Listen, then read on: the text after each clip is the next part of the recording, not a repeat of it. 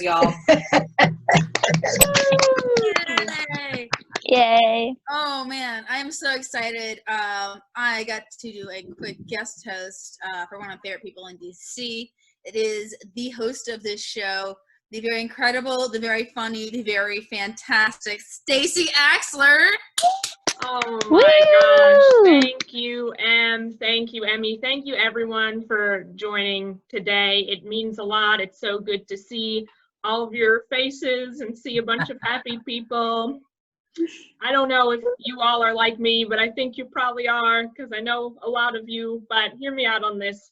I've been doing a lot of thinking lately, and I've been trying to distill this, like, experience into a way I'm able to say it in not as many words. So here's the experience that I've been thinking about a lot.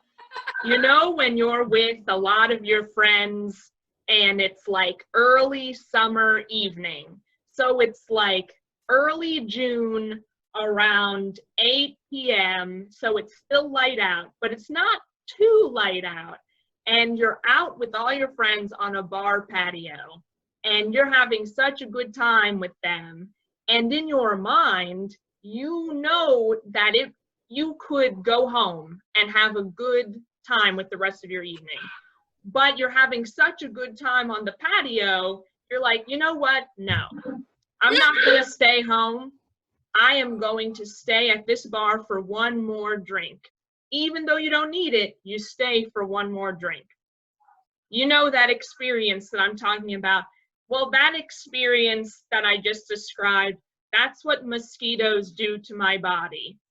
So they start sucking my blood. They'll choose a point. This is like ourselves when we go to a bar. They'll choose a part of my body. They'll start sucking my blood. And then they could fly away and be totally satisfied, but they're like, no. We will not fly away. We'll just go to a different part of her body, suck more of her blood, and then we'll see where we're at after that. Mosquitoes are truly something that give me so much trouble. It was making me think the other day when I was thinking about mosquitoes, it made me think about the phrase, I wouldn't wish that on my worst enemy. Maybe you've heard that, or maybe you have people in your life who have said that phrase. Like you tell them a bad thing and they'll be like, oh, that sounds terrible. I wouldn't wish that on my worst enemy. I thought a lot about that phrase because for me, I'm like, why not? That's why they're your enemy. You know what I'm saying? Like, what's the point of having an enemy if you don't wish ill on them? If you don't wish bad things on your enemy, they're not your enemy then. They're just someone you don't like maybe a bad friend or someone who doesn't text back. And in that case, they're not an enemy. In that case, their name is probably Denise or maybe Travis, and they're just lazy. Yeah, don't wish bad on those people, but they're not your enemy. They're just those people in your life who ask for the manager too often, or, you know, gives you a lottery ticket that's worth nothing in the holidays. Anyway, think about it before you say that phrase, because too many people are just saying the word enemy willy-nilly, and I'm tired of it.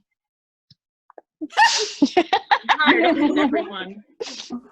I've been thinking about other things too, like I've been trying to read a lot. I've been trying to use this time to do different things. So one of the things I've been doing is I've been learning Spanish on Duolingo. Another thing I've been doing is reading. I've been trying to read more. And this is actually a really interesting time to be alive because we have so many ways that we can access movies and books and different things. But it makes me think whenever I read a book now, I know a lot of people, I'm 28, a lot of people my age and kind of like plus or minus 3 to 5 years, a big way we all got into reading, I think for a lot of us, was with Harry Potter. A lot of people are like, Harry Potter's great. Oh, I love Harry Potter. Everyone's like, J.K. Rowling, thank you for making this book. It made me read. Some people will even go on to say that Harry Potter is the voice of our generation. Ugh. And to that end, I will say, you know who is the real voice of our generation? Margaret Simon. Who is Margaret Simon, you're asking yourself? Well, I'll tell you, Margaret Simon is the protagonist of Are You There, God? It's Me, Margaret by Judy Blume, which is the best book ever. It's better than Harry Potter, and I will fight anyone who disagrees with me, but Are You There, God? It's Me, Margaret is better than any Harry Potter book. Judy Blume is, I already see some applause hands, and Well, how do you do that? I'm going to tell you. Kate, I think that was you. You need to go to your reactions button at the bottom of the screen. And there are only 2 reactions you can do within Zoom, which is limited but satisfactory for this purpose because Judy Blume is the best. I think some people forget about how great Judy Blume is because they're so wrapped up in J.K. Rowling and Harry Potter. But Judy Blume is just so wonderful. And I mean, yeah, that's a great book.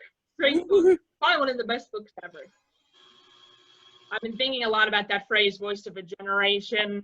I was once talking to an older gentleman who said, they made a blanket statement about millennials, and I am a millennial. What they said was all millennials think that they're the voice of the generation, which really struck a weird chord with me because I know a lot of millennials, and I think a lot of us, myself included, are extremely self-deprecating people. Like, I don't think we would say we're the voice of anything, but I know for myself, I am not the voice of the generation. And I know that because I am also not the voice of myself. And that's something I'm trying to work on.